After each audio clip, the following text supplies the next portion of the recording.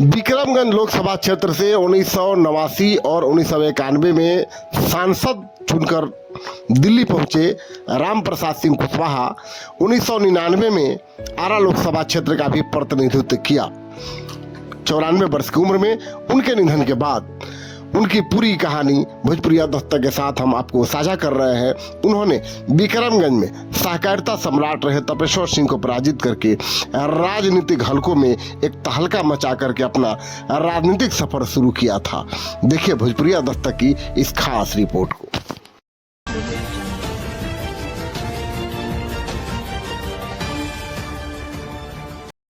नमस्कार, आप देख रहे हैं भोजपुरिया दस्तक। विक्रमगंज और आरा से सांसद रहे स्वर्गीय राम प्रसाद सिंह कुशवाहा को भोजपुरिया दस्तक की ओर से विनम्र श्रद्धांजलि। स्वर्गीय राम प्रसाद सिंह कुशवाहा लंबी बीमारी के कारण 94 वर्ष की उम्र में उनका अपने आवास पैतृक आवास कोचस में उनका निधन हो गया।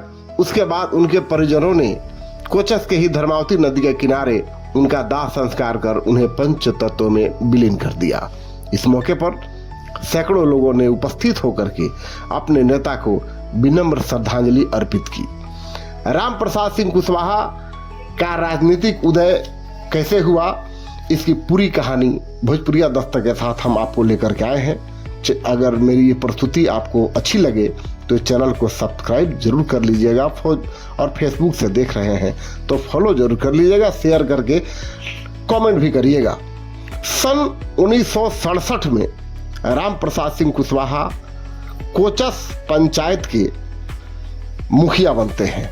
उससे पहले वो दिनारा में मध्य विद्यालय के शिक्षक के रूप में कार्यरत थे और शिक्षक के पद से त्याग पत्र देते हुए 1967 में कोचस पंचायत के मुखिया के रूप में ये चुनाव जीतते हैं। लगातार 2 बार ये वहाँ मुखिया रहे। उसके बाद बीपी सिंह जब कांग्रेस की सरकार से अलग होकर के जनता दल नामक पार्टी का गठन करते हैं और जनता दल की लहर में 1989 में चक्का छाप चुनाव चिन्ह पर चक्र छाप चुनाव चिन्ह पर राम प्रसाद सिंह कुशवाहा विक्रमगंज में सहकारिता सम्राट तपेश्वर सिंह के विरुद्ध उम्मीदवार के रूप में उतरते हैं। तब लोगों ने उनको उतना महत्व नहीं दिया, लेकिन जैसे ही इनके प्रचार के लिए फिल्म अभिनेता राज बब्बर विक्रमगंज में पहुंचे, लोगों ने इनके बारे में सोचना शुरू कर दिया कि पहुंचा हुआ आदमी है, कैसे राज बब्बर को बुला लिए। तमाम तरह की बातें होने लगी। बीपी सिंह का प्रचार दौरा हुआ, तमाम नेताओं का दौरा हुआ और राजनीतिक हलकों में इनकी कद बढ़ने लगी।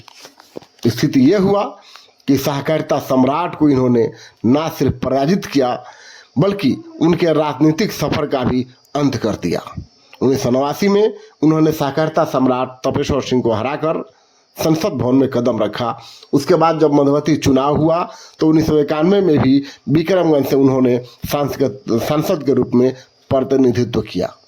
उसके बाद 1999 में राष्ट्रीय जनता दल के चुनाव चिन्ह पर आरा लोकसभा क्षेत्र से न सिर्फ इन्होंने उम्मीदवारी की बल्कि वहां से जीत का परचम भी लहराया और इसके बाद एमएलसी भी रहे। राम प्रसाद सिंह कुशवाहा का राजनीतिक सफर काफ़ी मज़ेदार रहा।